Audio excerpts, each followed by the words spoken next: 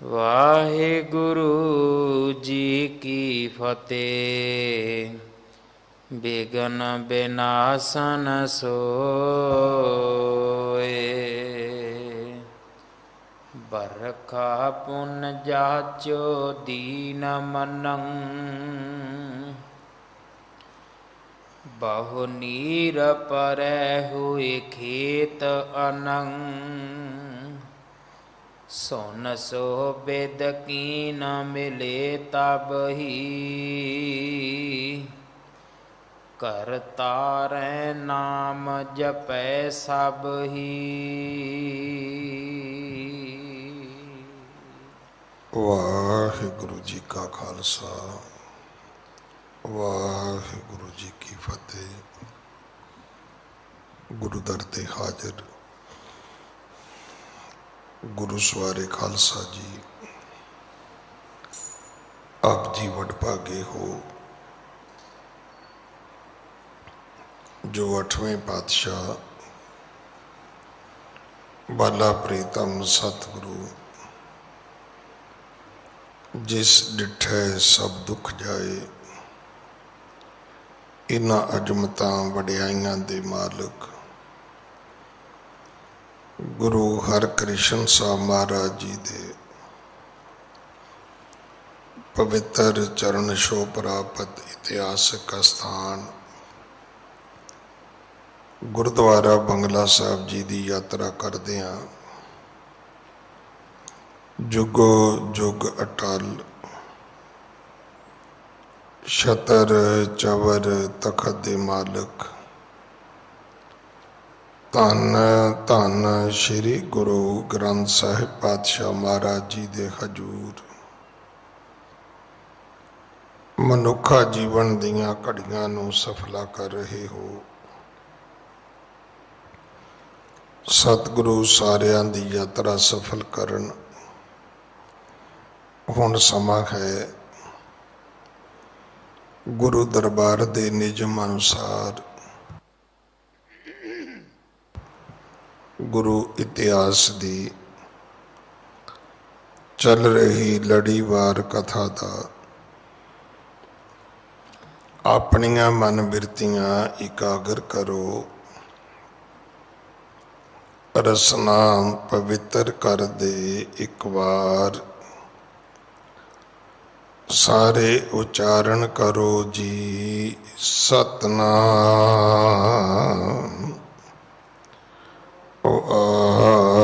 वाहिगुरु जी।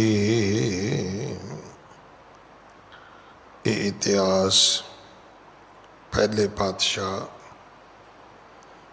जाहर पीर जगत गुरु कल तारण आए श्री गुरु नानक देव महाराज जी का है प्रसंग है। सतगुरु जी दूसरी उदासी दे विच जो सनातन मत दे हिंदू मत दे धर्म स्थान ने तीर्थ स्थान ने इन्हां वल अपनी यात्रा आरंभ करते ने। जगन्नाथपुरी तो अगे समुद्र के कंढे कंढे सतगुरु गए। फिर अगे एक भयानक जंगल आया। फिर उस तो बाद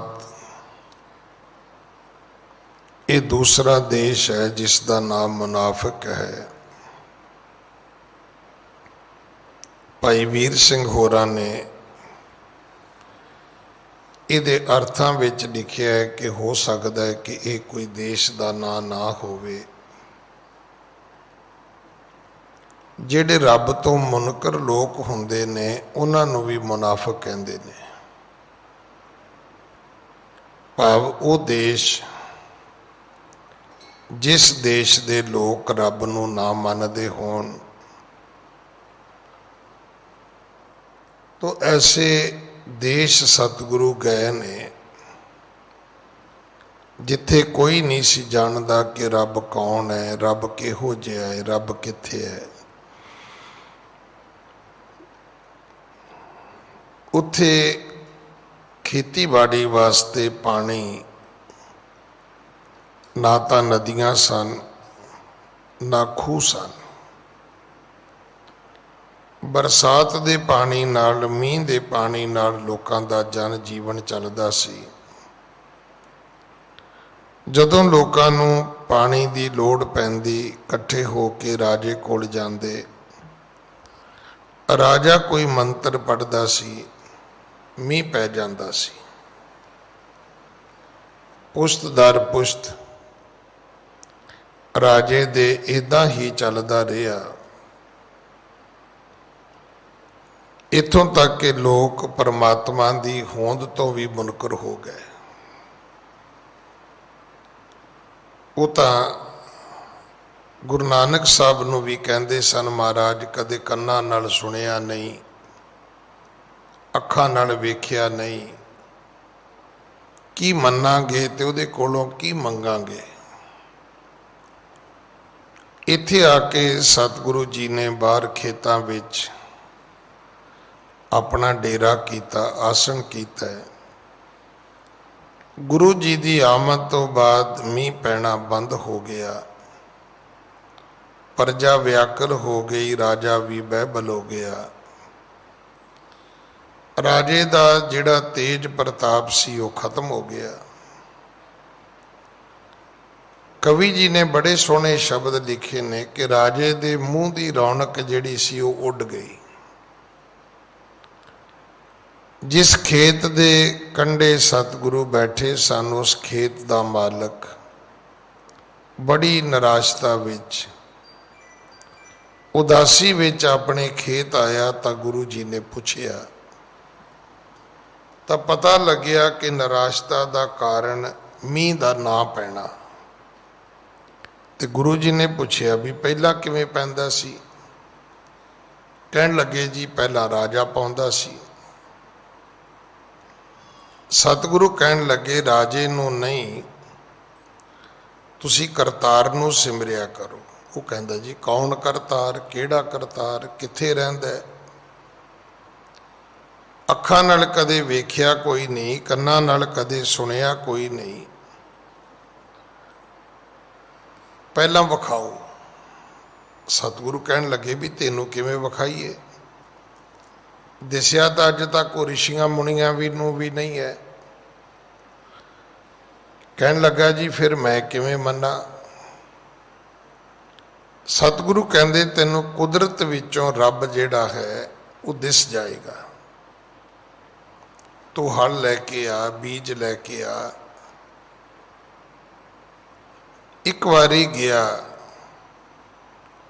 ਪਹਿਲੀ ਵਾਰ ਤੇ ਸਾਰੇ ਘਰ ਵਾਲਿਆਂ ਨੇ, ਪਰਿਵਾਰ ਵਾਲਿਆਂ ਨੇ, ਆਂਢ ਗੁਆਂਢ ਵਾਲਿਆਂ ਨੇ ਹਾਸਾ ਠੱਠਾ ਕਰਕੇ ਮੋੜ ਦਿੱਤਾ ਵੀ ਮੂਰਖ ਹੋ ਗਿਆ, ਐਵੇਂ ਕਿਸੇ ਸਾਧੂ ਦੇ ਮਗਰ ਲੱਗ ਪਿਆ ਤੂੰ, ਖਾਲੀ ਮੁੜ ਆਇਆ। ਗੁਰੂ ਜੀ ਨੇ ਜਦੋਂ ਮੁੜ ਕੇ ਭੇਜਿਆ ਫਿਰ ਹਲ ਤੇ ਬੀਜ ਲੈ ਕੇ ਆਇਆ। ਇਸਨੇ ਗੁਰੂ ਦਾ ਬਚਨ ਮੰਨ ਕੇ ਸਤ ਕਰਤਾਰ ਰੱਖਿਆ, ਹਲ ਚਲਾਇਆ, ਬੀਜ ਬੀਜਿਆ, ਖੇਤੀ ਉਗ ਪਈ, ਖੇਤੀ ਹਰੀ ਭਰੀ ਹੋ ਗਈ। ਖੇਤੀ ਇੱਕ ਇੱਕ ਦਿਨ ਕਰਕੇ ਵਧਣੀ ਫੁੱਲਣੀ ਸ਼ੁਰੂ ਹੋ ਗਈ। ਇਹ ਵੇਖ ਕੇ ਉੱਥੋਂ ਦੇ ਨਗਰ ਦੇ ਜਿਹੜੇ ਲੋਕ ਸਨ, ਗਰਜਾਂ ਮਾਰੇ ਲੋਕ, ਉਹ ਵੀ ਦੌੜ ਪਏ। ਉਹ ਹੁਣ ਆ ਕੇ ਗੁਰੂ ਜੀ ਨੂੰ ਪੈਸਿਆਂ ਨਾਲ ਮੱਥਾ ਟੇਕਦੇ ਨੇ, ਫਿਰ ਪੁੱਛਦੇ ਨੇ ਕਿ ਮਹਾਰਾਜ ਸਾਡੇ ਤੇ ਵੀ ਕਿਰਪਾ ਕਰੋ। ਕਰ ਬੰਦਨਾ ਸੋ ਧਰ ਭੇਟ ਸੋਏ, ਬਿਦ ਬੂਝ ਹੀ ਜਿਵ ਅਨ ਹੋਏ। ਗੁਰ ਕੀਨ ਦਇਆ ਦੀਨੀ ਰਜਾਏ, ਕਰਤਾਰ ਨਾਮ ਰਸਨਾ ਤੇ ਆਏ। ਸਤਿਗੁਰੂ ਕਹਿੰਦੇ ਵੀ ਇਹ ਤੇ ਕੰਮ ਹੀ ਸੌਖਾ ਹੈ। ਜਦੋਂ ਤੁਸੀਂ ਰਸਨਾ ਨਾਲ ਕਰਤਾਰ ਨੂੰ ਸਿਮਰੋਗੇ, ਪਰਮਾਤਮਾ ਨੂੰ ਯਾਦ ਕਰੋਗੇ, ਤੇ ਕ੍ਰਿਸ਼ ਕਾਰਜ ਕੋ ਕਰ ਸੋ ਕਰੀਏ, ਹਰ ਨਾਮ ਉਚਾਰ ਹਿਰਦੈ ਧਰੀਏ, ਬਰਖਾ ਹਿਤ ਜਾਚੋ ਬੰਦ ਕਰੰਗ ਬੋ, ਨੀਰ ਭਰੈ ਹੋਏ ਖੇਤ ਧਰ। ਸਤਿਗੁਰੂ ਕਹਿਣ ਲੱਗੇ ਜਿੰਨਾ ਕਹੋਗੇ ਓਨਾ ਮੀਂਹ ਪੈ ਜਾਏਗਾ। ਤੋ ਇਹ ਲੋਕ ਗੁਰੂ ਜੀ ਦਾ ਬਚਨ ਮੰਨ ਕੇ ਫਿਰ ਛੇਤੀ ਨਾਲ ਸਤਿਗੁਰੂ ਜੀ ਦੇ ਕੋਲ ਪਹੁੰਚਦੇ ਨੇ, ਖੇਤ ਵੀ ਬੀਜਦੇ ਨੇ, ਖੇਤੀ ਉੱਗਦੀ ਵੀ ਹੈ, ਖੇਤੀ ਦਿਨ ਰਾਤ ਵੱਧਦੀ ਫੁੱਲਦੀ ਵੀ ਹੈ। ਬਿਦ ਸੰਗ ਤਿਹਾਵਲ ਕੋ ਕਰੀਏ। ਜਦੋਂ ਇਹਨਾਂ ਨੇ ਗੁਰੂ ਸਾਹਿਬ ਦੀ ਇਸ ਮਿਹਰ ਨੂੰ ਵੇਖਿਆ ਤੇ ਕਹਿਣ ਲੱਗੇ ਤੁਸੀਂ ਵੱਡੇ ਹੋ, ਚਲੋ ਅੱਜ ਤੇ ਤੁਸੀਂ ਆਏ, ਤੇ ਜਦੋਂ ਤੁਸੀਂ ਚਲੇ ਜਾਓਗੇ ਤੇ ਫਿਰ ਅਸੀਂ ਕੀ ਕਰਾਂਗੇ? ਸਾਨੂੰ ਕੋਈ ਜੁਗਤੀ ਤਾਂ ਦੱਸ ਦਿਓ। ਹਾਂਜੀ। ਸਮਰੱਥ ਬਡੋ ਕਹਿ ਸੰਤ ਪਲੋ, ਇਸ ਆਇਸ ਕੇ ਅਨਸਾਰ ਚਲੋ। ਸਮਰੱਥ ਵੱਡੋ ਕਹਿ ਸੰਤ ਭਲੋ, ਇਸ ਆਇਸ ਕੇ ਅਨੁਸਾਰ ਚਲੋ। ਕਹਿਣ ਲੱਗੇ ਤੁਸੀਂ ਵੱਡੇ ਸੰਤ ਹੋ, ਕੋਈ ਸਿੱਖਿਆ ਦੇ ਦਿਓ, ਕੋਈ ਉਪਦੇਸ਼ ਦਿਓ ਕਿ ਤੁਹਾਡੇ ਜਾਣ ਤੋਂ ਬਾਅਦ ਅਸੀਂ ਜ਼ਿੰਦਗੀ ਕਿਵੇਂ ਜਿਉਣੀ ਹੈ, ਕੀ ਕਰਨਾ ਬਣਦਾ ਹੈ, ਸਾਨੂੰ ਕੀ ਕਰਨਾ ਹੋਏਗਾ, ਸਾਨੂੰ ਕੀ ਕਰਨਾ ਚਾਹੀਦਾ ਹੈ। ਹਾਂਜੀ। ਬਰਖਾ ਬਿਦ ਬੂਜਨ ਕੀਨ ਜਬੈ, ਗੁਰ ਨਾਨਕ ਵਾਕ ਉਚਾਰ ਤਬੈ। ਜਦੋਂ ਇਹਨਾਂ ਨੇ ਬਿਦ ਪੁੱਛੀ ਹੈ ਕਿ ਬਰਖਾ ਬਿਦ ਬੂਜਨ ਕੀਨ ਜਬੈ, ਵੀ ਮਹਾਰਾਜ ਤੁਹਾਡੇ ਜਾਣ ਤੋਂ ਬਾਅਦ ਮੀਂਹ ਕਿਵੇਂ ਪਵੇਗਾ, ਗੁਰੂ ਨਾਨਕ ਵਾਕ ਉਚਾਰ ਤਬੇ, ਤਦੋਂ ਸਤਿਗੁਰੂ ਨੇ ਆਪਣੇ ਮੁਖ ਤੋਂ ਇਹ ਬਚਨ, ਆਪਣੇ ਮੁਖ ਤੋਂ ਇਹ ਬਾਣੀ ਉਚਾਰੀ ਹੈ। ਹਾਂਜੀ। ਬਿਦ ਸੰਗ ਤਿਹਾਵਲ ਕੋ ਕਰੀਐ, ਸਤਨਾਮ ਗੁਰੂ ਹਿਰਦੈ ਧਰੀਐ। ਸਤਿਗੁਰੂ ਪਿਤਾ ਜੀ ਕਹਿਣ ਲੱਗੇ ਭਾਈ ਤੁਸੀਂ ਆਪਣੇ ਘਰ ਤਿਹਾਵਲ ਬਣਾਉਣੀ ਹੈ। ਇਹ ਹਰ ਨਾਨਕ ਨਾਮ ਲੇਵਾ ਸਿੱਖ ਨੂੰ ਗੱਲ ਸਮਝਣੀ ਚਾਹੀਦੀ ਹੈ। ਅਸੀਂ ਜਿਉਂ ਸ਼ੁਰੂ ਹੋਏ ਫੁੱਲੀਆਂ ਦਾ ਪ੍ਰਸ਼ਾਦ, ਪਤਾਸਿਆਂ ਦਾ ਪ੍ਰਸ਼ਾਦ, ਉੱਥੋਂ ਸ਼ੁਰੂ ਹੋਏ ਲੱਡੂਆਂ ਤੋਂ, ਬੂੰਦੀ ਤੋਂ, ਬਰਫੀ ਤੋਂ, ਅਸੀਂ ਰੁਕੇ ਹੀ ਨਹੀਂ ਮੁੜ ਕੇ। ਮਿਸ਼ਰੀ ਦਾ ਆ ਗਿਆ, ਮੇਵਿਆਂ ਦਾ ਆ ਗਿਆ, ਬਦਾਮਾਂ ਦਾ ਆ ਗਿਆ, ਅਖਰੋਟਾਂ ਦਾ ਆ ਗਿਆ, ਮਤਲਬ ਜਿਹੜੀ ਚੀਜ਼ ਹੱਥ ਆ ਗਈ ਉਸੇ ਨੂੰ ਹੀ ਪ੍ਰਸ਼ਾਦ ਕਹਿ ਦਿੱਤਾ। ਵੇਖੋ ਸਤਿਗੁਰੂ ਨੇ ਪ੍ਰਸ਼ਾਦੇ ਨੂੰ ਲੰਗਰ ਕਿਹਾ, ਜਿਉਂ ਕਹੀਏ ਲੰਗਰ ਨੂੰ ਪ੍ਰਸ਼ਾਦਾ ਕਿਹਾ, ਪ੍ਰਸ਼ਾਦ ਨਹੀਂ ਕਿਹਾ। ਮਠਿਆਈ ਨੂੰ ਮਠਿਆਈ ਕਿਹਾ, ਮਿਸ਼ਟਾਨ ਦੇ ਤੌਰ ਤੇ ਬੋਲਿਆ ਜਾਂਦਾ ਹੈ। ਸਿੱਖ ਧਰਮ ਵਿੱਚ ਪ੍ਰਸ਼ਾਦ ਕੇਵਲ ਤੇ ਕੇਵਲ ਕੜਾ ਪ੍ਰਸ਼ਾਦ ਹੈ, ਬਾਕੀ ਫੁੱਲੀਆਂ ਫੁੱਲੀਆਂ ਹੀ ਨੇ, ਪਤਾਸੇ ਪਤਾਸੇ ਹੀ ਨੇ, ਬਦਾਮ ਬਦਾਮ ਹੀ ਨੇ। ਹੁਣ ਹਰ ਚੀਜ਼ ਨੂੰ ਅਸੀਂ ਉਹ ਜਿਵੇਂ ਕਾਰ ਸੇਵਾ ਵਾਲੇ ਬਾਬੇ ਕਹਿੰਦੇ ਨੇ ਕਿ ਦਾਲਾ ਵਾਹਿਗੁਰੂ ਜੀ, ਪ੍ਰਸ਼ਾਦਾ ਵਾਹਿਗੁਰੂ ਜੀ, ਹੁਣ ਚੜ੍ਹ ਜਾਓ ਵਾਹਿਗੁਰੂ ਜੀ, ਹੁਣ ਉਤਰ ਜਾਓ ਵਾਹਿਗੁਰੂ ਜੀ। ਵੇਖੋ ਵਾਹਿਗੁਰੂ ਸ਼ਬਦ ਬਹੁਤ ਰਿਸਪੈਕਟਡ ਹੈ। ਹੁਣ ਉਹਨਾਂ ਦੇ ਬੋਲਣ ਦੇ ਇਸ ਤਰੀਕੇ ਦਾ ਅਸੀਂ ਵਿਰੋਧ ਵੀ ਨਹੀਂ ਕਰ ਸਕਦੇ ਵੀ ਵਾਹਿਗੁਰੂ ਕਹਿੰਦੇ ਨੇ ਨਾ, ਪਰ ਇਹਦਾ ਅਰਥ ਉਹ ਸਾਰੀਆਂ ਚੀਜ਼ਾਂ ਵਾਹਿਗੁਰੂ ਨਹੀਂ ਹੈ। ਇਹ ਗੱਲ ਸੰਗਤ ਨੂੰ ਸਮਝਣ ਦੀ ਲੋੜ ਹੈ ਕਿ ਬਜਾਏ ਕਿ ਅਸੀਂ ਥਾਲੀ ਵਾਹਿਗੁਰੂ ਜੀ, ਚਮਚਾ ਵਾਹਿਗੁਰੂ ਜੀ, ਕੌਲੀ ਵਾਹਿਗੁਰੂ ਜੀ, ਗਲਾਸ ਵਾਹਿਗੁਰੂ ਜੀ, ਪਾਣੀ ਵਾਹਿਗੁਰੂ ਜੀ, ਗੱਲ ਕਰਨ ਲੱਗਿਆਂ ਨਾਲ ਵਾਹਿਗੁਰੂ ਕਹਿਣਾ ਇਹ ਗੁਰਮਤਿ ਹੈ, ਪਰ ਉਹਨਾਂ ਚੀਜ਼ਾਂ ਨੂੰ ਵਾਹਿਗੁਰੂ ਮੰਨ ਲੈਣਾ ਇਹ ਮਨਮਤ ਹੈ। ਸੋ ਇਸ ਕਰਕੇ ਬੜੀ ਸੰਜੀਦਗੀ ਨਾਲ ਸਾਨੂੰ ਧਰਮ ਨੂੰ ਸਮਝਣ ਦੀ ਲੋੜ ਹੈ। ਨੁਕਤਾਚੀਨੀ ਕਰਨੀ, ਕਟਾਕਸ਼ ਕਰਨਾ ਤੇ ਬੜਾ ਹੀ ਸੌਖਾ ਹੈ, ਜਿੰਨਾ ਮਰਜ਼ੀ ਕਰ ਲਓ ਭਾਈ।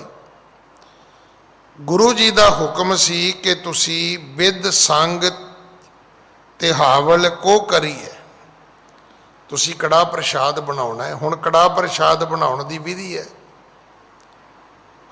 ਹਲਵਾ ਤੇ ਹਲਵਾਈ ਵੀ ਬਣਾ ਲੈਂਦੇ ਨੇ। ਤੁਸੀਂ ਅੰਮ੍ਰਿਤਸਰ ਜਾਓ ਤੇ ਉਹ ਜਿਹੜੇ ਉੱਥੇ ਕੁਲਚਿਆਂ ਵਾਲੇ, ਦੁਕਾਨਾਂ ਵਾਲੇ ਪ੍ਰੋਫੈਸ਼ਨਲ ਲੋਕ ਨੇ, ਉਹ ਆਪ ਵੀ, ਉਹਨਾਂ ਦੇ ਆਂਢ ਗੁਆਂਢ ਵੀ ਉੱਥੇ ਤੁਹਾਨੂੰ ਕਹਿਣਗੇ ਜੀ ਆ ਜੀ ਤੁਸੀਂ ਗੁੜ ਦਾ ਕੜਾਹ ਖਾਓ। ਹੁਣ ਉਸ ਗੁੜ ਦੇ ਕੜਾਹ ਵਿੱਚ ਤੇ ਗੁਰੂ ਘਰ ਦੇ ਕੜਾਹ ਪ੍ਰਸ਼ਾਦ ਵਿੱਚ ਜ਼ਮੀਨ ਅਸਮਾਨ ਦਾ ਫਰਕ ਹੈ।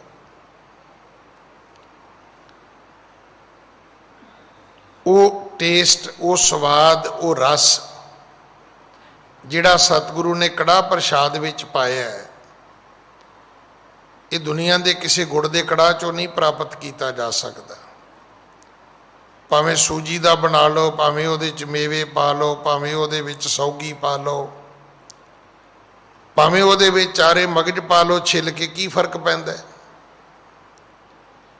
ਪਰ ਕੋਈ ਕਵੇ ਵੀ ਦੁਨੀਆ ਦੇ ਵਿੱਚ ਅਸੀਂ ਕੜਾਹ ਪ੍ਰਸ਼ਾਦ ਦਾ ਕੋਈ ਬਦਲ ਤਿਆਰ ਕਰ ਸਕਦੇ ਹਾਂ, ਤੇ ਇਹ ਨਾਮੁਮਕਿਨ ਹੈ। ਪਰ ਕੜਾਹ ਪ੍ਰਸ਼ਾਦ ਨੂੰ ਬਣਾਉਣ ਦੀ ਇੱਕ ਵਿਧੀ ਹੈ, ਇਸੇ ਕਰਕੇ ਉਹਨੂੰ ਤਿਹਾਵਲ ਕਿਹਾ ਹੈ। ਇਹਦੇ ਵਿੱਚ ਤੋਲ ਕੇ 3 ਚੀਜ਼ਾਂ ਬਰਾਬਰ ਪੈਂਦੀਆਂ ਨੇ। ਕਿਲੋ ਹੀ ਆਟਾ ਪਵੇਗਾ, ਕਿਲੋ ਖੰਡ ਪਵੇਗੀ, ਕਿਲੋ ਘਿਓ ਪਵੇਗਾ, ਤਾਂ ਇਹਨੂੰ ਤਿਹਾਵਲ ਕਹਿੰਦੇ ਨੇ। ਪੰਚਾ ਅੰਮ੍ਰਿਤ ਇਸ ਕਰਕੇ ਕਹਿੰਦੇ ਨੇ ਕਿ 5 ਚੀਜ਼ਾਂ ਤੋਂ ਤਿਆਰ ਹੁੰਦਾ ਹੈ। ਫਿਰ ਪਾਣੀ ਵੀ ਚਾਹੀਦਾ, ਅੱਗ ਵੀ ਚਾਹੀਦੀ ਹੈ, ਤਾਂ ਕੜਾਹ ਪ੍ਰਸ਼ਾਦ ਬਣੇਗੇ। ਇਹਨੂੰ ਪੰਚਾ ਅੰਮ੍ਰਿਤ ਵੀ ਕਹਿੰਦੇ ਨੇ ਤੇ ਹਾਵਲ ਵੀ ਕਹਿੰਦੇ ਨੇ। ਇੱਕ ਨਾਂ ਇਹਦਾ ਕੁਣਕਾ ਵੀ ਹੈ। ਕੁਣਕਾ ਜਿਹੜਾ ਹੈ ਉਹ ਕਿਨਕੇ ਮਾਤਰ ਤੋਂ ਹੈ, ਵੀ ਖਾਣਾ ਥੋੜਾ ਚਾਹੀਦਾ ਹੈ। ਇਹਦਾ ਮਤਲਬ ਇਹ ਨਹੀਂ ਵੀ ਜੇ ਸਵਾਦ ਹੈ ਤੇ ਆਪਾਂ ਗੁਰਦੁਆਰੇ ਜਾ ਕੇ ਕਹੀਏ ਵੀ ਚਲੋ ਪ੍ਰਸ਼ਾਦੇ ਦੀ ਥਾਂ ਤੇ ਪ੍ਰਸ਼ਾਦ ਹੀ ਛਕ ਲੈਂਦੇ ਆ। ਇਸ ਕਰਕੇ ਇਹਦਾ ਨਾਂ ਇੱਕ ਕੁਣਕਾ ਵੀ ਹੈ। ਕੁਣਕੇ ਤੋਂ ਭਾਵ ਹੈ ਕਿਨਕਾ ਮਾਤਰ, ਬਿਲਕੁਲ ਥੋੜਾ। ਇਹਨੂੰ ਬਣਾਉਣ ਦੀ ਵੀ ਵਿਧੀ ਹੈ, ਛਕਣ ਦੀ ਵੀ ਵਿਧੀ ਹੈ, ਵਰਤਾਉਣ ਦੀ ਵੀ ਵਿਧੀ ਜੇ, ਇਹ ਵੀ ਚੇਤਾ ਰੱਖਣਾ। ਅਗਰ ਤੁਸੀਂ ਬਰਾਬਰ ਨਹੀਂ ਵਰਤਾਓਗੇ ਤੇ ਪਾਪ ਲੱਗੇਗਾ। ਕਦੇ ਭਾਈ ਕੀਰਤੀਏ ਦੀ ਸਾਖੀ ਦੀ ਆਪਾਂ ਸਾਂਝ ਕਰਾਂਗੇ। ਭਾਈ ਕੀਰਤੀਏ ਦਾ ਪਿਤਾ ਰਿਛ ਬਣ ਗਿਆ ਸੀ, ਤੇ ਕਰਦਾ ਕੀ ਸੀ? ਕੜਾਹ ਪ੍ਰਸ਼ਾਦ ਵਰਤਾਉਂਦਾ ਸੀ। ਇਹਦਾ ਅਰਥ ਹੈ ਕੜਾਹ ਪ੍ਰਸ਼ਾਦ ਨੂੰ ਬਣਾਉਣਾ, ਛਕਣਾ ਤੇ ਵਰਤਾਉਣਾ, ਇਹ ਤਿੰਨਾਂ ਦੀ ਇੱਕ ਵਿਧੀ ਹੈ। ਸਤਿਗੁਰੂ ਜੀ ਕਹਿਣ ਲੱਗੇ, ਭਾਈ ਬਿਧ ਦੇ ਨਾਲ ਜਦੋਂ ਪ੍ਰਸ਼ਾਦ ਬਣਾਓਗੇ, ਸਤਨਾਮ ਗੁਰੂ ਹਿਰਦੈ ਧਰੀਐ। ਅੱਜ ਵੀ ਪ੍ਰਸ਼ਾਦ ਬਣਾਉਣ ਦੀ ਜਿਹੜੀ ਜੁਗਤੀ ਹੈ, ਉਹਦੇ ਵਿੱਚ ਹੈ ਕਿ ਪ੍ਰਸ਼ਾਦ ਬਣਾਉਣ ਵਾਲਾ ਜਪਜੀ ਸਾਹਿਬ ਦਾ ਪਾਠ ਕਰੇ।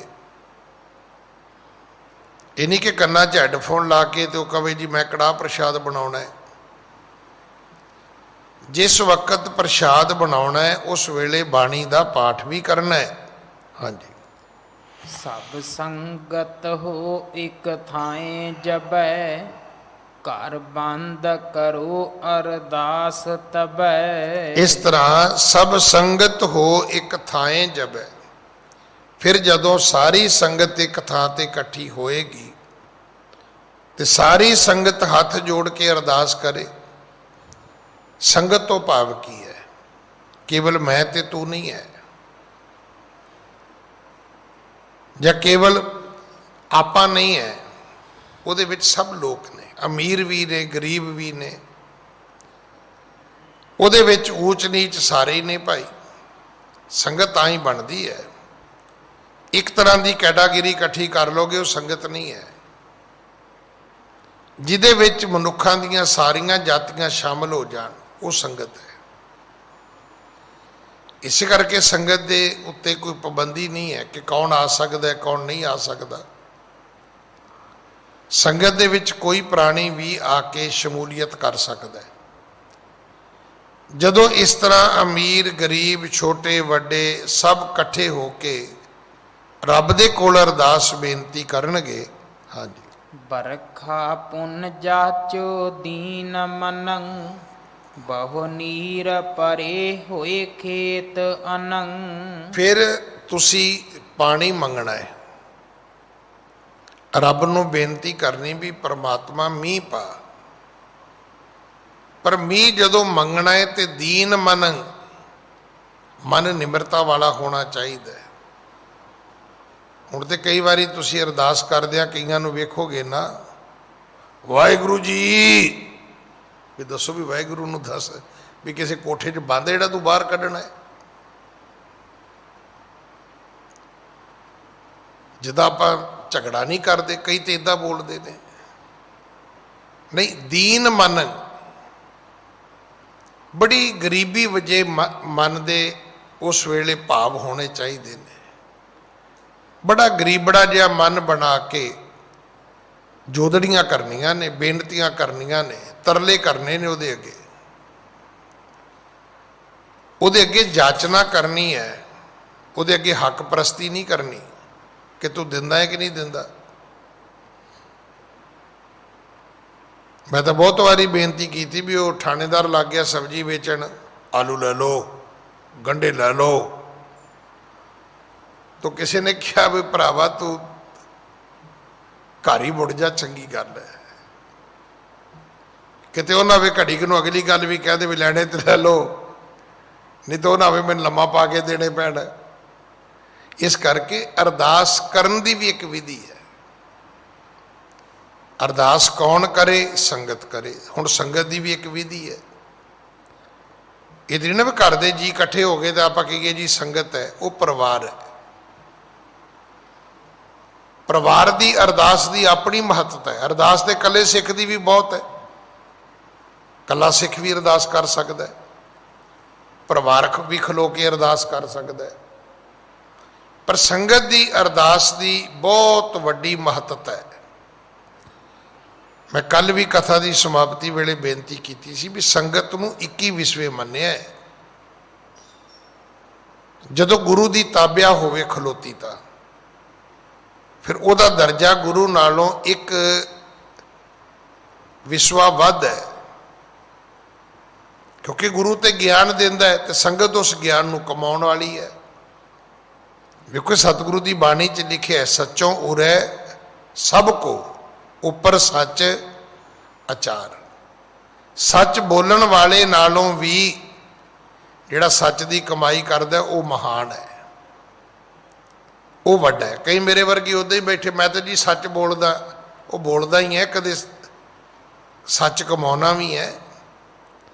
ਜਦੋਂ ਪ੍ਰੈਕਟੀਕਲ ਜੀਵਨ ਵਿੱਚ ਗੱਲ ਆਏਗੀ ਪਤਾ ਤਾਂ ਉਦੋਂ ਲੱਗੇਗਾ ਵੀ ਸੱਚ ਤੇ ਖਲੋਣਾ ਹੈ ਕਿ ਨਹੀਂ ਖਲੋਂਦਾ, ਕਿ ਤੂੰ ਵੀ ਬੇਈਮਾਨੀ ਵਿੱਚ ਰੁੜ ਗਿਆ। ਇਸੇ ਤਰ੍ਹਾਂ ਜਦੋਂ ਵਿਧੀ ਪੂਰਵਕ ਸੰਗਤੀ ਅਰਦਾਸ ਹੋਵੇਗੀ, ਮਨ ਅਧੀਨ ਹੋਵੇਗਾ। ਜਦੋਂ ਗਰੀਬੜੇ ਜੇ ਮਨ ਨਾਲ ਤਰਲੇ ਆਪਾਂ ਕਰਾਂਗੇ, ਰੱਬ ਕੋਲੋਂ ਮੀਂਹ ਮੰਗਾਂਗੇ, ਤੇ ਸਤਿਗੁਰੂ ਕਹਿੰਦੇ ਨੇ ਇੰਨਾ ਮੀਂਹ ਪਵੇਗਾ, ਬਹੁ ਨੀਰ ਭਰੇ ਹੋਏ ਖੇਤ ਅਨੰਗ। ਸਤਿਗੁਰੂ ਕਹਿੰਦੇ ਸਭ ਭੁੱਖਾਂ ਮਿਟ ਜਾਣਗੀਆਂ, ਖੇਤਾਂ ਦੇ ਵਿੱਚ ਅਨਾਜ ਹੀ ਅਨਾਜ ਹੋਵੇਗਾ। ਹਾਂਜੀ, ਸੁਨ ਸੋ ਬਿਦ ਕੀਨ ਮਿਲੇ ਤਬ ਹੀ, ਕਰ ਤਾਰੈ ਨਾਮ ਜਪੈ ਸਭ ਹੀ। ਇਉ ਸੁਨ ਸੋ ਬਿਦ ਕੀਨ ਮਿਲੇ ਤਬ ਹੀ। ਜਿਹੜੇ ਉਸ ਨਗਰੀ ਦੇ ਲੋਕ ਸੀ ਉਹ ਇਕੱਠੇ ਹੋ ਗਏ, ਉਹਨਾਂ ਨੇ ਪਰਮੇਸ਼ਰ ਦਾ, ਕਰਤਾਰ ਦਾ, ਪ੍ਰਮਾਤਮਾ ਦਾ ਨਾਮ ਸਿਮਰਿਆ। ਹਾਂਜੀ, ਅਰਦਾਸ ਤਿਹਾਵਲ ਕੀ ਕਰ ਕੈ, ਪੁਨ ਸੀਸਨ ਕੋ ਧਰਨੀ ਧਰ ਕੈ। ਉੱਥੇ ਕੜਾਹ ਪ੍ਰਸ਼ਾਦ ਦੀ ਦੇਗ ਤਿਆਰ ਹੋਈ। ਔਰ ਇਹ ਵੀ ਚੇਤਾ ਰੱਖਣਾ ਕਿ ਕੜਾਹ ਪ੍ਰਸ਼ਾਦ ਗੁਰੂ ਨਾਨਕ ਸਾਹਿਬ ਤੋਂ ਸ਼ੁਰੂ ਹੋਇਆ ਹੈ, ਉਦੋਂ ਪਹਿਲਾਂ ਨਹੀਂ ਸੀ ਹੁੰਦਾ। ਜਿਹੜਾ ਗੁਰੂ ਨਾਨਕ ਸਾਹਿਬ ਦੇ ਘਰ ਦਾ ਪ੍ਰਸ਼ਾਦ ਹੈ, ਇਸ ਤੋਂ ਪਹਿਲਾਂ ਸ਼ਾਇਦ ਖਾਣ ਪੀਣ ਦੇ ਵਿੱਚ ਇਹ ਹਲਵੇ ਦੇ ਤੌਰ ਤੇ, ਕੜਾਹ ਦੇ ਤੌਰ ਤੇ ਤੇ ਕੜਾਹ ਵੀ ਇਸੇ ਕਰਕੇ ਕਹਿੰਦੇ ਨੇ ਵੀ ਕੜਾਹੀ 'ਚ ਬਣਾਇਆ ਜਾਂਦਾ ਹੈ।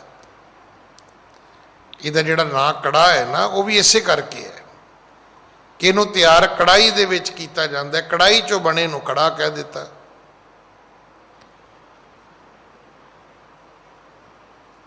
ਤੋ ਸਤਿਗੁਰੂ ਪਿਤਾ ਮਹਾਰਾਜ ਤੋਂ ਹੀ ਇਹ ਪ੍ਰਸ਼ਾਦ ਸਿੱਖ ਧਰਮ ਦੇ ਵਿੱਚ ਇਹ ਸਾਨੂੰ ਪ੍ਰਾਪਤ ਹੋਇਆ।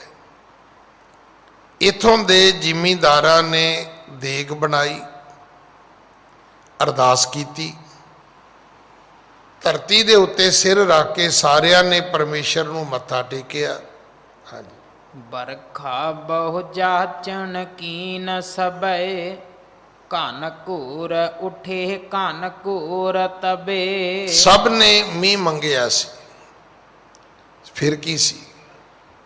ਕਾਲੀਆਂ ਘਟਾਵਾਂ ਚੜ੍ਹ ਆਈਆਂ। ਉਸ ਵੇਲੇ ਸੰਘਣੇ ਕਾਲੇ ਬੱਦਲ ਜਿਹੜੇ ਸੀ ਉਹ ਆਕਾਸ਼ ਵਿੱਚ ਮੰਡਰਾਉਣੇ ਸ਼ੁਰੂ ਹੋ ਗਏ।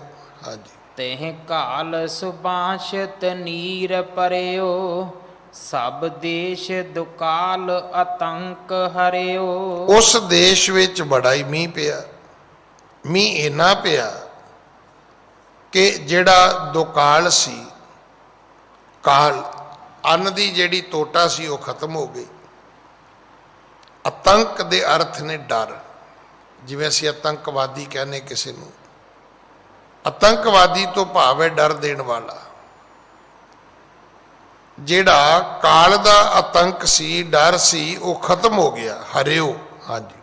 ਸੁਣ ਕੇ ਮਹਿਮਾ ਮਹਿ ਪਾਲਕ ਸੋ, ਕਰ ਆਵਨ ਤਾਤ ਤਕਾਲਕ ਸੋ।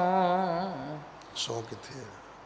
ਸੁਣ ਕੇ ਮਹਿਮਾ ਮਹਿ ਪਾਲਕ ਸੋ, ਕਰ ਅਵਨ ਤਾਤ ਤਕਾਲਕ ਸੋ। ਸੁਣ ਕੇ ਮਹਿਮਾ ਮਹਿ ਪਾਲਕ ਸੋ। ਉਥੋਂ ਦੇ ਰਾਜੇ ਨੇ ਮਹਿਮਾ ਸੁਣੀ। ਲੋਕਾਂ ਨੇ ਜਾ ਕੇ ਕਿਹਾ ਹੋਣਾ ਵੀ ਰਾਜਾ ਤੇਰੇ ਤੋਂ ਤਾਂ ਮੀਂਹ ਪੈਂਦਾ ਨਹੀਂ। ਤੇ ਅਮਕੇ ਜ਼ਿਮੀਂਦਾਰ ਦੇ ਖੇਤ ਵਿੱਚ ਇੱਕ ਸਾਧੂ ਬੈਠਾ, ਉਹਨੇ ਅੱਜ ਜਲ ਥਲ ਵੀ ਕਰ ਦਿੱਤਾ। ਗੁਰੂ ਦੀ ਮਹਿਮਾ ਸੁਣ ਕੇ ਕਰ ਆਵਨ ਤਾ ਤਤਕਾਲਤ ਸੋ, ਉਹਨੇ ਆਉਣਾ ਕੀਤਾ। ਤੇ ਕਿਵੇਂ ਆਇਆ? ਤਤਕਾਲ। ਹੁਣ ਤਤਕਾਲ ਸ਼ਬਦ ਸਾਡੀ ਆਮ ਜ਼ਿੰਦਗੀ ਵਿੱਚ ਸ਼ਬਦ ਹੈਗਾ। ਕਹਿੰਦੇ ਕਿਉਂ ਬਈ ਤੂੰ ਟ੍ਰੇਨ ਦੀ ਟਿਕਟ ਕਿੱਥੋਂ ਲਈ ਹੈ? ਕਹਿੰਦਾ ਮੈਂ ਤਤਕਾਲ ਵਿੱਚ ਲਈ ਹੈ। ਤਤਕਾਲ ਇੱਕ ਫੈਸਿਲਿਟੀ ਹੈ ਟ੍ਰੇਨ ਦੀ ਬੁਕਿੰਗ ਦੇ ਵਿੱਚ। ਤਤਕਾਲ ਦਾ ਅਰਥ ਹੁੰਦਾ ਹੈ ਛੇਤੀ ਨਾਲ। ਉਹ ਕਾਰਜ ਜਿਹੜਾ ਜਲਦੀ ਨਾਲ ਪੂਰਾ ਹੋਵੇ ਉਹਨੂੰ ਤਤਕਾਲ ਕਹਿੰਦੇ ਨੇ। ਥੋੜੇ ਸਮੇਂ ਵਿੱਚ ਤੁਹਾਡਾ ਕਾਰਜ ਕਿਵੇਂ ਸਿੱਧ ਹੋ ਸਕਦਾ ਹੈ। ਰਾਜਾ ਜਿਹੜਾ ਸੀ ਉਹਨੇ ਗੁਰੂ ਦੀ ਮਹਿਮਾ ਸੁਣੀ ਤੇ ਤਤਕਾਲ ਉਸੇ ਵਕਤ ਉਸੇ ਸਮੇਂ ਉਹ ਗੁਰੂ ਜੀ ਦੇ ਚਰਨਾਂ ਵਿੱਚ ਹਾਜ਼ਰ ਹੋ ਗਿਆ। ਹਾਂਜੀ। ਬਹੁ ਭੇਟ ਲਏ ਪਟ ਪੀਰ ਬੜੀ, ਸ਼ਰਦਾ ਉਰ ਆਨਵਤੀਕ ਗੜੀ। ਉਹਦੇ ਕੋਲ ਭੇਟਾਂ ਵੀ ਬਹੁਤ ਹੈ ਕਿਉਂਕਿ ਰਾਜਾ ਸੀ। ਉਹਦੇ ਨਾਲ ਪ੍ਰਜਾ ਵੀ ਬਹੁਤ ਹੈ ਕਿਉਂਕਿ ਉਹ ਪ੍ਰਜਾਪਤੀ ਸੀ। ਹੁਣ ਉਹਦੇ ਅੰਦਰ ਜਿਹੜੀ ਸ਼ਰਧਾ ਹੈ ਉਹ ਵੀ ਬੜੀ ਵਧੀ ਹੈ। ਸ਼ਰਧਾ ਦੇ ਵਿੱਚ ਗੱਡਿਆ ਹੋਇਆ, ਭਰਿਆ ਹੋਇਆ। ਉਹਦੇ ਮਨ ਵਿੱਚ ਕੋਈ ਅਸ਼ਰਧਾ, ਕੋਈ ਭੁਲੇਖਾ, ਕੋਈ ਭਰਮ, ਕੋਈ ਸੰਸਾ ਕੁਛ ਨਹੀਂ ਹੈ। ਬਿਲਕੁਲ ਦ੍ਰਿੜ ਵਿਸ਼ਵਾਸ ਹੈ ਕਿ ਮੇਰੇ ਨਗਰੀ ਦੇ ਲੋਕਾਂ ਨੇ ਪਰਖ ਲਿਆ ਵੀ ਇਹੀ ਭਗਵਾਨ ਹੈ, ਧਰਤੀ ਦਾ ਰੱਬ ਇਹੋ ਹੀ ਹੈ। ਹਾਂਜੀ। ਕਰੁਣਾ ਕਰ ਰਾਜਤ ਥਾਏ ਜਹਾਂ, ਪਹੁੰਚਿਓ ਚਿਤ ਚਾਹ ਕਰੰਤ ਤਹਾਂ। ਉਹਨੂੰ ਸਮਝ ਆ ਗਈ। ਇਸੇ ਕਰਕੇ ਜਿੱਥੇ ਕਰੁਣਾ ਕਰ, ਰਹਿਮਤਾਂ ਕਰਨ ਵਾਲੇ, ਰਾਜਤ, ਰਾਜਤ ਦਾ ਅਰਥ ਹੁੰਦਾ ਬੈਠਣਾ। ਥਾਏ ਜਹਾਂ, ਜਿਸ ਥਾਂ ਤੇ ਕਿਰਪਾ ਕਰਨ ਵਾਲੇ ਗੁਰੂ ਨਾਨਕ ਬੈਠੇ ਸਨ, ਪਹੁੰਚਿਓ ਚਿਤ ਚਾਹੇ ਕਰੰਤ ਤਹਾਂ, ਮਨ ਵਿੱਚ ਚਾਹੋ ਹੈ, ਇੱਛਾ ਹੈ। ਸਾਰੀ ਪ੍ਰਜਾ ਨਾਲ ਲੈ ਕੇ ਵੱਡੀਆਂ ਭਿਟਾਵਾਂ ਲੈ ਕੇ ਗੁਰੂ ਜੀ ਦੇ ਚਰਨਾਂ ਵਿੱਚ ਹਾਜ਼ਰ ਹੋ ਗਿਆ। ਹਾਂਜੀ। ਮਨ ਦੀਨ ਭਇਓ ਅਸ਼ਟਾਂਗ ਕਰੀ, ਬਹੁ ਬਹਿਨ ਬਿਨੇ ਪਨ ਅੰਕ ਜੋ ਜਰੀ। ਮਨ ਦੀਨ ਹੋ ਗਿਆ, ਕਿਉਂਕਿ ਗਰੀਬੀ ਮਨ ਵਾਲੀ ਚਾਹੀਦੀ ਹੈ। ਸਾਡੇ ਕੋਲੇ ਜਾਂ ਤੇ ਗਰੀਬੀ ਉਹੀ ਹੈ ਜਿਹੜੀ ਝੁੱਗੀ ਝੌਂਪੜੀ ਵਾਲੀ ਹੈ, ਬਾਹਰ ਮੁਖੀ ਹੈ। ਅਸੀਂ ਉਸੇ ਗਰੀਬੀ ਨੂੰ ਗਰੀਬੀ ਸਮਝਦੇ ਹਾਂ। ਉਹ ਗਰੀਬੀ ਦੇ ਅਰਥ ਕੁਝ ਹੋਰ ਨੇ। ਜਿਹੜੀ ਗਰੀਬੀ ਮਸਕੀਨਤਾਈ ਸਤਿਗੁਰੂ ਨੇ ਜ਼ਿਕਰ ਕੀਤਾ ਹੈ, ਉਹ ਹੈ ਗਰੀਬੀ ਗਦਾ ਹਮਾਰੀ। ਗਰੀਬੀ ਤੋਂ ਭਾਵ ਮਨ ਵਾਲੀ ਅਧੀਨਗੀ ਜਿਹੜੀ ਹੈ, ਮਨ ਨੀਵਾਂ ਰੱਖਣ ਵਾਲੀ ਅਵਸਥਾ ਜਿਹੜੀ ਹੈ। ਮਨ ਦੀਨ ਭਇਓ, ਬੜੀ ਗਰੀਬੀ ਦਾਵੇ ਦੇ ਮਨ ਨਾਲ ਇਹਨੇ ਆ ਕੇ ਅਸ਼ਟਾਂਗ ਕੀਤੀ, ਇਹਨੇ ਆ ਕੇ ਗੁਰੂ ਜੀ ਨੂੰ ਮੱਥਾ ਟੇਕਿਆ। ਬਹੁ ਬੈਨ ਭਣੇ, ਇਹਨੇ ਆ ਕੇ ਬੜੇ ਸਾਰੇ ਸ਼ਬਦ ਸਤਿਗੁਰੂ ਜੀ ਦੀ ਮਹਿਮਾ ਵਿੱਚ ਬੋਲੇ।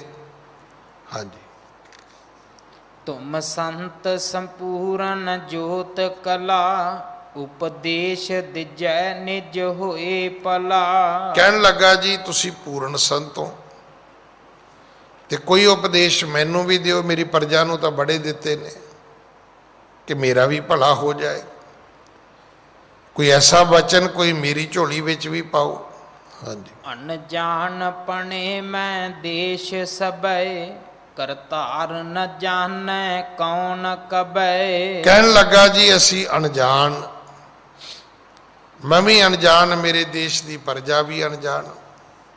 ਅਸੀਂ ਨਹੀਂ ਜਾਣਦੇ ਕਰਤਾਰ ਕੌਣ ਹੈ। ਇਹ ਤਾਂ ਹੁਣ ਤੁਸੀਂ ਆਏ ਹੋ, ਤੁਸੀਂ ਨਾਂ ਦੱਸ ਦਿੱਤਾ, ਤੁਸੀਂ ਦੱਸ ਦਿੱਤਾ, ਅਸੀਂ ਮੰਨ ਲਿਆ। ਪਰ ਮੇਰੇ ਦੇਸ਼ ਦੇ ਲੋਕਾਂ ਨੂੰ, ਮੈਨੂੰ ਨਹੀਂ ਪਤਾ ਕਰਤਾਰ ਕੌਣ ਹੈ, ਕਿੱਥੇ ਰਹਿੰਦਾ ਹੈ। ਕੰਨਾਂ ਨਾਲ ਸੁਣਿਆ ਕੋਈ ਨਹੀਂ, ਅੱਖਾਂ ਨਾਲ ਕਦੇ ਵੇਖਿਆ ਕੋਈ ਨਹੀਂ। ਹਾਂਜੀ। ਬਰਖ ਮਗਵਾ ਜਪਤੇ ਜਬ ਹੀ, ਬਹੁ ਹੋਏ ਪਕੈ ਕ੍ਰਿਸ਼ ਜੋ ਸਭ ਹੀ। ਅਸੀਂ ਜਦੋਂ ਵੀ ਪਾਣੀ ਚਾਹੁੰਦੇ ਸਾਂ, ਰਾਜਾ ਕਹਿੰਦਾ ਵੀ ਅਸੀਂ ਮੰਤਰ ਪੜ੍ਹਦੇ ਸੀ ਤੇ ਮੀਂਹ ਨੂੰ ਯਾਦ ਕਰਦੇ ਸੀ, ਮਗਵੇ ਨੂੰ, ਤੇ ਮਗਵਾ ਆ ਜਾਂਦਾ ਸੀ, ਬੱਦਲ ਆ ਜਾਂਦੇ ਸੀ, ਮੀਂਹ ਪੈ ਜਾਂਦਾ ਸੀ। ਬਹੁਤ ਅੰਨ ਧਨ ਮੇਰੇ ਦੇਸ਼ ਦੇ ਲੋਕਾਂ ਦੇ ਘਰ ਪੈਦਾ ਹੋ ਜਾਂਦਾ ਸੀ। ਇਹ ਰੀਤ ਪਰੰਪਰ ਦੇਸ਼ ਬਿਖੈ, ਤੁਮ ਆਨ ਹਟਾਵਣ ਕੀਨ ਲਖੈ। ਇਹ ਜਿਹੜੀ ਪਰੰਪਰਾ ਮੇਰੇ ਦੇਸ਼ ਵਿੱਚ ਸੀ, ਇਹ ਮੇਰੇ ਤੋਂ ਸ਼ੁਰੂ ਨਹੀਂ ਹੋਈ। ਮੇਰੇ ਪਿਤਾ ਜੀ ਵੇਲੇ ਵੀ ਇਦਾਂ ਹੀ ਸੀ। ਮੇਰੇ ਪਿਤਾ ਜੀ ਦੱਸਦੇ ਸੀ ਵੀ ਉਹਨਾਂ ਦੇ ਪਿਤਾ ਵੇਲੇ ਵੀ ਇਦਾਂ ਹੀ ਸੀ। ਪਰ ਹੁਣ ਤੁਸੀਂ ਆਏ ਹੋ ਤੇ ਸਾਰਾ ਕੁਝ ਬੰਦ ਹੋ ਗਿਆ। ਹੁਣ ਤੇ ਜਿਵੇਂ ਆਪ ਜੀ ਦੀ ਆਗਿਆ ਹੋਏਗੀ, ਹੁਕਮ ਹੋਏਗਾ, ਅਸੀਂ ਉਸ ਆਗਿਆ ਦਾ ਪਾਲਣ ਕਰਾਂਗੇ।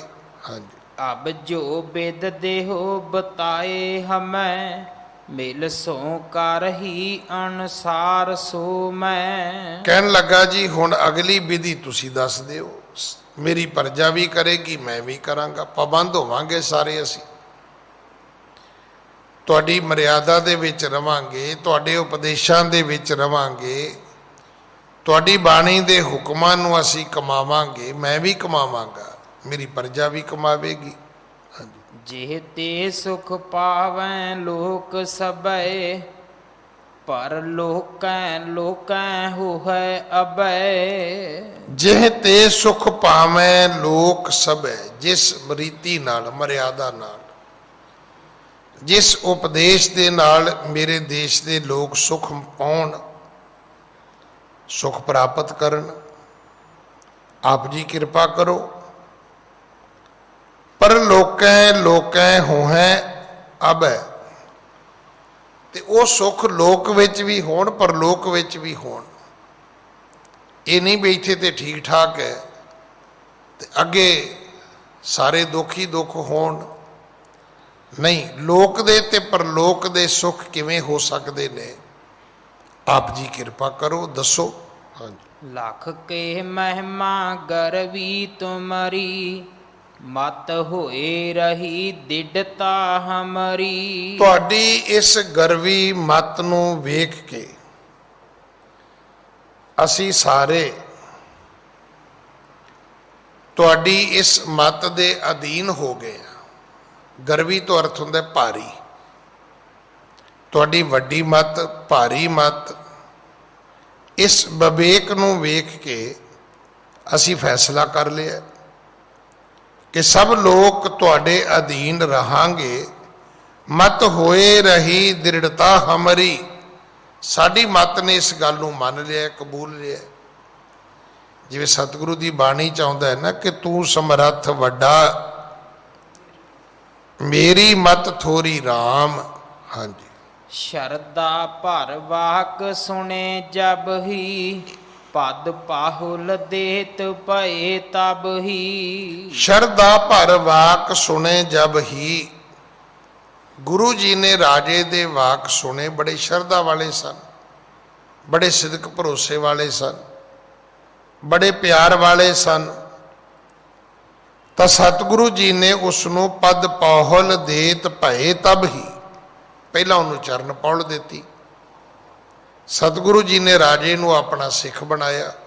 ਹਾਂਜੀ। ਉਪਦੇਸ਼ ਦਿਓ ਭਜਿਐ ਹਰ ਕੋ, ਸਤ ਸੰਗਤ ਪ੍ਰੇਮ ਕਰੋ ਉਰ ਕੋ। ਸਤਿਗੁਰੂ ਜੀ ਨੇ ਉਪਦੇਸ਼ ਕੀ ਦਿੱਤਾ?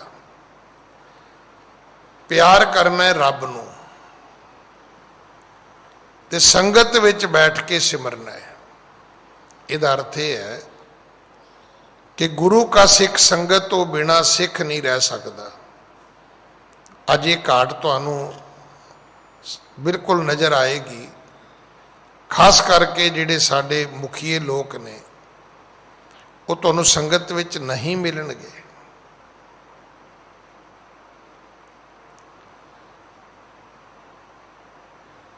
ਸੰਤ ਹਰਚੰਦ ਸਿੰਘ ਲੌਂਗੋਵਾਲ ਪਿੰਡ ਦੇ ਉਹ ਮਹੰਤ ਸਨ ਡੇਰੇ ਦੇ। ਚਲੋ ਕੁਦਰਤ ਨੇ ਗੇੜਾ ਬਦਲਿਆ ਤੇ ਉਹ ਅਕਾਲੀ ਦਲ ਦੇ ਪ੍ਰਧਾਨ ਬਣ ਗਏ। ਰਹਿੰਦੇ ਸੀ ਉਹ ਨਾਨਕ ਨਿਵਾਸ ਵਿੱਚ। ਤੇ ਉਹਨਾਂ ਦੇ ਬਾਰੇ ਇੱਕ ਗੱਲ ਬੜੀ ਪ੍ਰਚਲਿਤ ਹੈ ਕਿ ਕੋਈ ਆਦਮੀ ਸਵੇਰੇ 5 ਵਜੇ ਹੀ ਉਹਨਾਂ ਦੇ ਕਮਰੇ ਵਿੱਚ ਪਹੁੰਚ ਗਿਆ। ਵੇਖੋ ਅੱਜ ਦੀ ਲੀਡਰਸ਼ਿਪ 'ਚ ਤੇ ਉਦੋਂ ਦੀ ਲੀਡਰਸ਼ਿਪ 'ਚ ਬੜਾ ਫਰਕ ਸੀ। ਅੱਜ ਕੋਈ ਵੀ ਲੀਡਰ ਤੁਹਾਨੂੰ ਟਾਈਮ ਦੇਵੇਗਾ ਤਾਂ ਕਹੇਗਾ ਜੀ ਤੁਸੀਂ 9 ਵਜੇ ਆਇਓ। ਜੇ ਤੁਸੀਂ ਬਹੁਤ ਤਰਲਾ ਵਰਲਾ ਕਰੋਗੇ ਤਾਂ ਕਹੇਗਾ ਵੀ ਚਲੋ 8:45 8:30 ਆ ਜਿਓ, ਮੈਂ ਤੁਹਾਡੇ ਲਈ ਥੋੜ੍ਹਾ ਚਿਰ ਪਹਿਲਾਂ ਤਿਆਰ ਹੋ ਜਾਵਾਂਗਾ। ਪਰ ਪੁਰਾਣੇ ਸਮਿਆਂ ਵਿੱਚ ਇਸ ਤਰ੍ਹਾਂ ਦੀ ਬੰਦਿਸ਼ ਨਹੀਂ ਸੀ ਹੁੰਦੀ। ਉਹਨਾਂ ਨੂੰ ਪਤਾ ਸੀ ਵੀ ਲੀਡਰ ਹੋਵੇ ਹੈ ਜਾਂ ਨਹੀਂ ਹੈ, ਪਰ ਸਿੱਖ ਹੈਗਾ ਹੈ। ਸਿੱਖ ਹੈਗਾ ਤੇ ਸਵੇਰੇ 4 ਵਜੇ ਉੱਠ ਕੇ ਨਹਾਏਗਾ, ਇਸ਼ਨਾਨ ਕਰੇਗਾ। ਕੋਈ ਸਵੇਰੇ 5 5:30 ਹੀ ਆ ਗਿਆ ਕਮਰੇ 'ਚ, ਕਹਿੰਦਾ ਸੰਤ ਜੀ ਕਿੱਥੇ ਨੇ? ਉਹ ਕਹਿੰਦਾ ਜੀ ਉੱਥੇ ਦਰਬਾਰ ਸਾਹਿਬ ਗਏ ਨੇ। ਹੁਣ ਤੁਸੀਂ ਕੰਮ ਧੰਦੇ ਵਾਲੇ ਬੰਦਿਆਂ ਦੀਆਂ ਗੱਲਾਂ ਸੁਣੀਆਂ ਨਹੀਂ ਆ। ਉਹ ਤੇ ਜੀ ਉਸੇ ਵੇਲੇ ਦਰਬਾਰ ਸਾਹਿਬ ਪਹੁੰਚ ਗਿਆ। ਹੁਣ ਉੱਥੇ ਵੇਖਿਆ ਸੰਤ ਜੀ ਹੈ ਨਹੀਂ, ਦਿੱਤਾ ਗੇੜਾ ਤੇ ਫਿਰ ਕਮਰੇ 'ਚ, ਕਹਿੰਦਾ ਜੀ ਉੱਥੇ ਤਾਂ ਹੈ ਨਹੀਂ। ਤੇ ਉਹਨਾਂ ਦਾ ਸੇਵਾਦਾਰ ਕਹਿੰਦਾ ਵੀ ਅਜੇ ਇੱਥੇ ਵੀ ਨਹੀਂ ਆਏ, ਉੱਥੇ ਹੀ ਨੇ। ਉਹ ਫਿਰ ਪਹੁੰਚ ਗਿਆ ਦਰਬਾਰ ਸਾਹਿਬ। ਉਸ ਬੰਦੇ ਨੇ 7 ਵਜੇ ਤੱਕ 3-4 ਗੇੜੇ ਕੱਢਤੇ, ਪਰ ਸੰਤ ਜੀ ਨਹੀਂ ਮਿਲੇ। ਚਲੋ ਅਖੀਰ ਸੰਤ ਜੀ ਮਿਲ ਗਏ। ਸੰਤ ਜੀ ਮਿਲ ਗਏ ਤਾਂ ਕਹਿੰਦਾ ਜੀ ਤੁਸੀਂ ਕਿੱਥੇ ਸੀ? ਉਹ ਕਹਿੰਦੇ ਦਰਬਾਰ ਸਾਹਿਬ। ਕਹਿੰਦਾ ਜੀ ਮੈਂ 3-4 ਵਾਰੀ ਉੱਥੇ ਗਿਆ ਹਾਂ। ਉਹ ਕਹਿੰਦੇ ਮੈਂ ਇਸੇ ਕਰਕੇ ਅੰਦਰ ਬੈਠਾ ਹੀ ਨਹੀਂ ਸੀ, ਮੈਨੂੰ ਪਤਾ ਸੀ ਵੀ ਜਿਹਨੂੰ ਕੰਮ ਹੋਇਆ ਉਹਨੂੰ ਮੇਰੀ ਆਸਾ ਦੀ ਵਾਰ ਤੋਂ ਕੀ ਲੈਣਾ ਹੈ, ਉਹਨੂੰ ਤੇ ਆਪਣੇ ਕੰਮ ਨਾਲ ਮਤਲਬ ਹੈ। कहते मैं तो बैठा ही परिक्रमा 'च सी। कहते जी परिक्रमा 'च मैं कई बारी लंघिया। कहते भरावा तेरे वर्गियां करके मैं उत्ते कंबल लिया होया सी, पूरे शरीर के उत्ते कंबल लिया सी भी कोई वेखे ही ना। सतगुरु ने सानू हुक्म ये कीता है कि तुसी रब दे नाल प्यार करना है, रब नू याद करना है, पर संगत विच बैठ के करना है। उपदेश दियो भजिए हर को, सत संगत प्रेम करो उर को। हुणे संगत तो बिना हो नहीं सकता। ये बहुत क्लीयर कट फैसला है। ये दो ते दो चार वर्गा फैसला है कि जो जैसी संगत मिले सो तैसो फल खाए। तुसी रब दे प्यारियां दी संगत विच आओगे रब मिल जाएगा, जिहो जी संगत विच जाओगे उहो जिहा फल मिल जाएगा। भाई सतगुरु कहन लगे भाई चरण पौड़ लाहो, सिख बनो, अमृत वेले उठो, संगत दे विच प्रेम करना है, परमात्मा नू याद करना है। हाँ जी। इशनान करो एक जाम निसा, मिल कीरत को कर लेहो रसा। इशनान करना है, एक पैर रात रहिंदे आ। हुण तुसीं बहुते बंदे वेखे होने आ जिन्हां नूं आपां कहने जी बड़े नितनेमी ने, पर मैनूं खिमा कर देना, महाराज दी हजूरी च मैं बेनती कर रहा, वो तुहानूं मैडिकली अनफिट मिलणगे। सारी रात ही तुरे फिरदे ने, नींद ही नहीं पूरी करते। गुरु नानक दे सिख बनोगे तो फिर तुहानूं एक नहीं सारियां गल्लां मनणियां पैणगियां। इत्थे केवल उठण दी गल नहीं, इत्थे सौण दी गल भी है। ते सौण लई ये भी नियम है भी सोहला पढ़ना है। हुण जिहड़ा रात नूं 12:30 बजे तक सोहला नहीं पढ़ेगा मुड़ के कदों पढ़ेगा? अज भी तुसीं इंग्लैंड चले जाओ, 8 बजे कोई गुरुद्वारा तुहानूं नहीं मिलेगा। हर गुरुद्वारे विच 9 बजे तो पहला जिंदरा वज जाता है, हर गुरुद्वारे ते सवेरे हर गुरुद्वारे में 7 बजे भोग पै जाता है। चले जाओ इंग्लैंड, जब कोई इत्थे रहिंदा होवे तो पुछ लियो भी भाई साहब ने कथा सुनाई सी, ये गल ठीक है। हुण तुसीं रात सोवोगे नहीं, अमृत वेले उठोगे कदों भाई? मैं तो रोज़ बेनती करदा भी जिहड़े लोकां दे बच्चे तुरे फिरदे ने, नहीं जी साडे बच्चे जी राती फिर लेट गुरुद्वारे जाते हैं, उन्होंने पुछो भी तुहानूं अमृत वेले का पता वो की हुंदा है? उन्होंने कोई नहीं पता। सवेरे 12 बजे तक उठना कोई नहीं, राती 2 बजे तक सौना कोई नहीं। नहीं, साडा धर्म ये नहीं है। साडे धर्म दे विच अमृत वेले उठना ही पवेगा। जदों मैं न्यूयॉर्क नवा गया ना, तो उत्थे हैड ग्रंथी साहब वड्डे गुरुद्वारे दे सी ज्ञानी हरदेव सिंह, ते वो गुरुद्वारे दे लागे दूजे ब्लाक च रहिंदे सी, विचकार गली सी। गली कट जाए तो उन्होंने ब्लाक कह देंगे ने, वो दूजा ब्लाक हो गया। तो उन्होंने ज्ञान भी दिता तो अपना तजर्बा भी दसिया। कहन लगे मैं जो घरों निकलदा ना तो मैं $20 जेब च जरूर पा लेना। मैं क्या काहदे लई? कहते जे अगों काला टक्कर गया तो,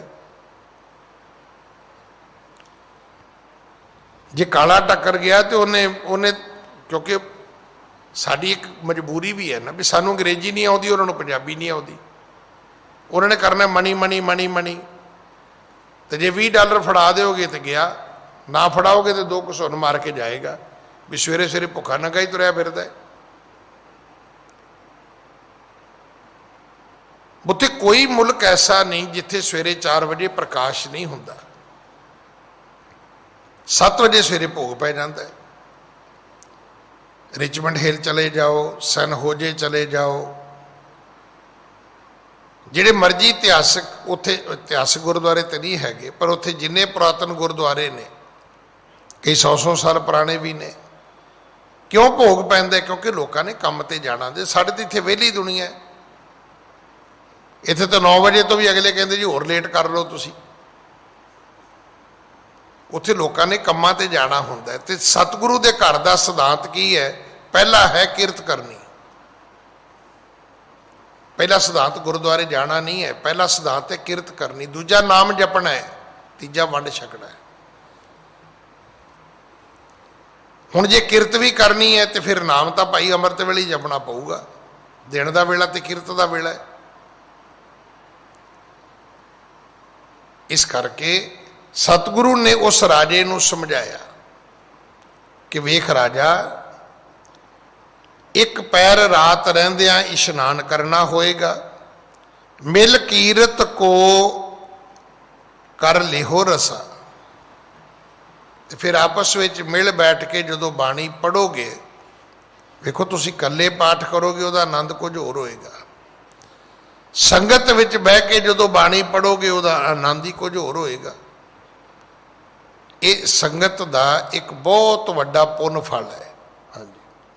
ਧਰਮਸ਼ਾਲ ਵਿਸਾਲ ਭਲੀ ਕਰੀਐ, ਈਰਖਾ ਪਰਖਾ ਸ਼ਰ ਕੋ ਹਰਿਐ। ਸਤਿਗੁਰੂ ਕਹਿਣ ਲੱਗੇ ਧਰਮਸ਼ਾਲਾ ਬਣਾ ਰਾਜਾ।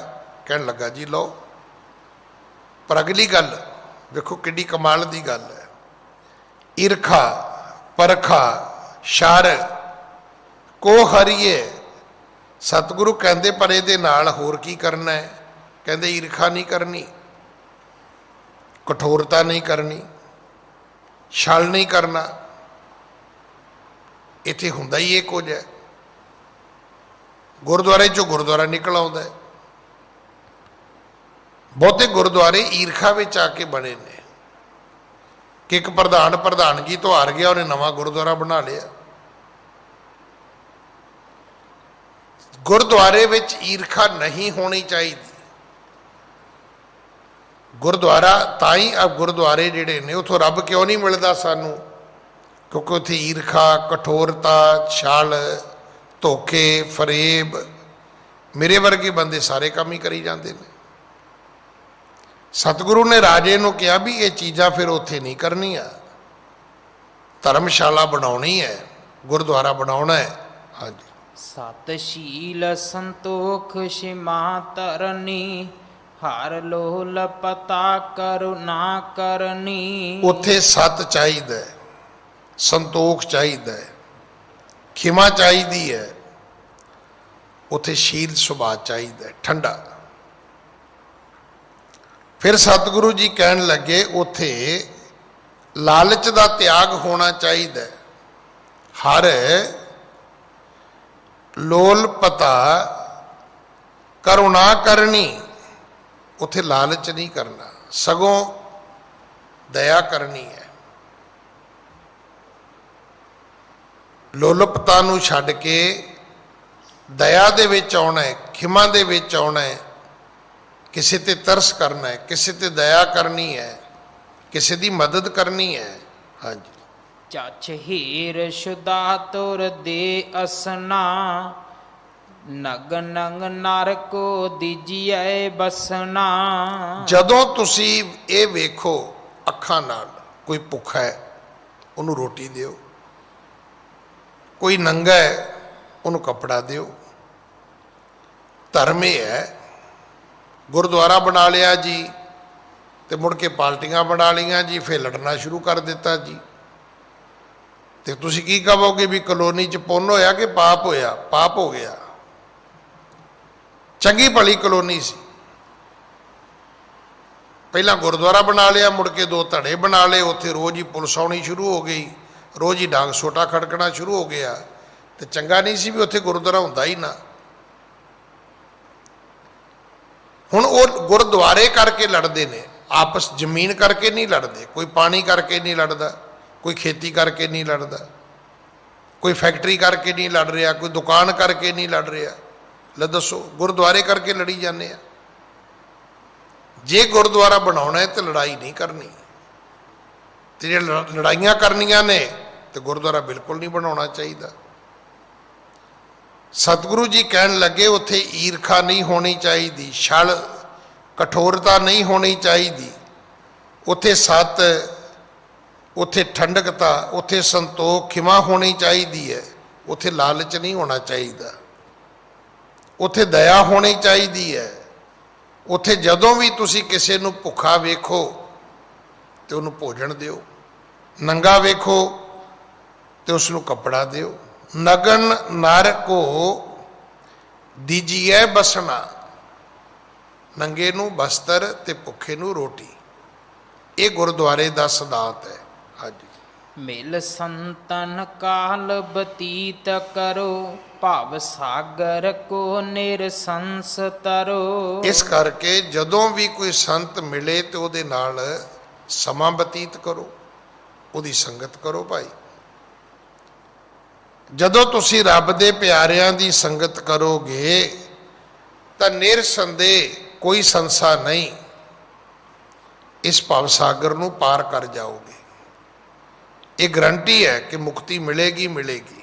ਹਾਂਜੀ। ਸੁਣ ਕੈ ਉਪਦੇਸ਼ ਸੁਨਾਮ ਸਭੈ, ਘਰ ਬੰਧੈ ਬੰਧਨ ਕੀਨ ਤਬੈ। ਇਹ ਲੋਕ ਜਿਹੜੇ ਸੀ ਜਦੋਂ ਉਪਦੇਸ਼ ਸੁਣਿਆ ਤੇ ਸਭ ਨੇ ਗੁਰੂ ਨਾਨਕ ਜੀ ਦੇ ਚਰਨਾਂ ਤੇ ਮੱਥਾ ਟੇਕਿਆ। ਹਾਂਜੀ। ਧਰਮਸ਼ਾਲ ਰਚੀ ਤਤਕਾਲ ਤਹਾਂ, ਅਰਬਿੰਦ ਬਿਲੋਚਨ ਬੈਸ ਜਹਾਂ। ਸਤਿਗੁਰੂ ਜੀ ਨੇ ਆਪ ਉੱਥੇ ਰਹਿ ਕੇ ਉਹ ਧਰਮਸ਼ਾਲਾ ਬਣਵਾਈ। ਕਿੱਥੇ ਬਣੀ?